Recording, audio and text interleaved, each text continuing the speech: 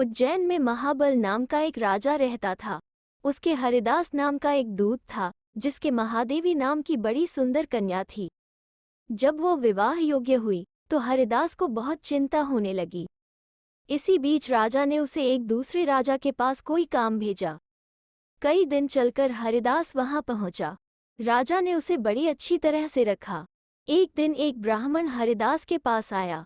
बोला, तुम अपनी लड़की मुझे दे दो। हरिदास ने कहा, मैं अपनी लड़की उसे दूंगा जिसमें सब गुण होंगे। ब्राह्मण ने कहा, मेरे पास एक ऐसा रथ है जिस पर बैठकर जहां चाहो घड़ी भर में पहुंच जाओगे। हरिदास बोला, ठीक है, सवेरे उसे ले आना। अगले दिन दोनों रथ पर बैठकर उज्जैन आ पहुंचे। दैवयोग से उससे पहले हरिदास का लड़का अपनी बहन को किसी दूसरे को और हरिदास की स्त्री अपनी लड़की को किसी तीसरे को देने का वादा कर चुकी थी। इस तरह 3 वर इकट्ठे हो गए। हरिदास सोचने लगा कि कन्या एक है, वो 3 है, क्या करे। इसी बीच एक राक्षस आया और कन्या को उठाकर विंध्याचल पहाड़ पर ले गया। तीनों वरों में एक ज्ञानी था। हरिदास ने उससे पूछा तो उसने बता दिया कि एक राक्षस लड़की को उड़ा ले गया है और वो विंध्याचल पहाड़ पर है। दूसरे ने कहा, मेरे रथ पर बैठकर चलो, जरा सी देरी में वहां पहुंच जाएंगे। तीसरा बोला, मैं शब्दवेदी तीर चलाना जानता हूँ, राक्षस को मार गिराऊंगा। वे सब रथ पर चढ़कर विंध्याचल पहुंचे और राक्षस को मारकर लड़की को बचा जाए। इतना कहकर बेताल बोला, हे राजन, बताओ वो लड़की उन तीनों में से किसको मिलनी चाहिए। राजा ने कहा, जिसने राक्षस को मारा उसको मिलनी चाहिए, क्योंकि असली वीरता तो उसी ने दिखाई। बाकी 2 ने तो मदद की।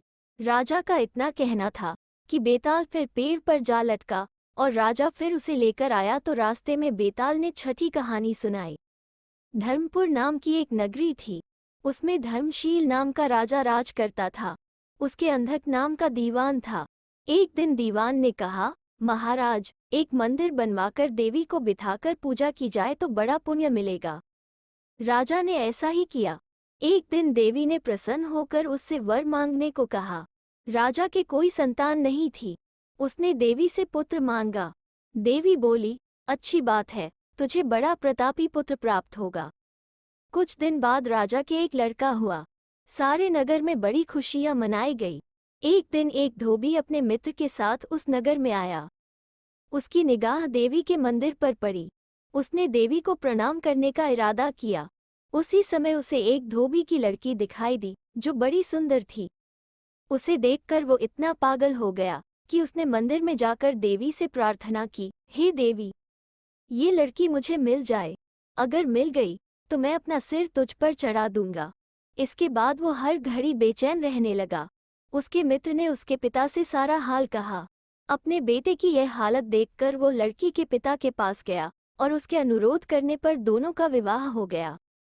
विवाह के कुछ दिन बाद लड़की के पिता के यहाँ उत्सव हुआ। इसमें शामिल होने के लिए न्योता आया। मित्र को साथ लेकर दोनों चले। रास्ते में उसी देवी का मंदिर पड़ा तो लड़के को अपना वादा याद आ गया। उसने मित्र और स्त्री को थोड़ी देर रुकने को कहा और स्वयं जाकर देवी को प्रणाम करके इतने जोर से तलवार मारी कि उसका सिर धड़ से अलग हो गया।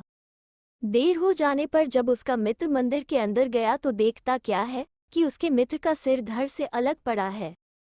उसने सोचा कि ये दुनिया बड़ी बुरी है, कोई यह तो समझेगा नहीं कि इसने अपने आप शीश चढ़ाया है।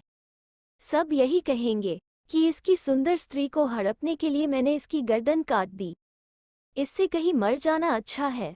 ये सोच उसने तलवार लेकर अपनी गर्दन उड़ा दी। उधर बाहर खड़ी खड़ी स्त्री हैरान हो गई तो वो मंदिर के भीतर गई। वहां का नजारा देखकर वो चकित रह गई। सोचने लगी कि दुनिया कहेगी ये बुरी औरत होगी, इसलिए दोनों को मार आई। इस बदनामी से मर जाना अच्छा है। ये सोच उसने तलवार उठाई और जैसे ही गर्दन पर मारनी चाही कि देवी ने प्रकट होकर उसका हाथ पकड़ लिया और कहा, मैं तुझ पर प्रसन्न हूँ, जो चाहो सो मांगो। स्त्री बोली, हे देवी, इन दोनों को जिंदा कर दो। देवी ने कहा, अच्छा, तुम दोनों के सिर मिलाकर रख दो।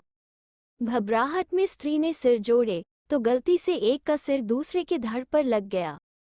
देवी ने दोनों को जिंदा कर दिया। अब वे दोनों आपस में झगड़ने लगे। एक कहता था कि यह स्त्री मेरी है, दूसरा कहता मेरी। बेताल बोला, हे राजन, बताओ कि यह स्त्री किसकी हो।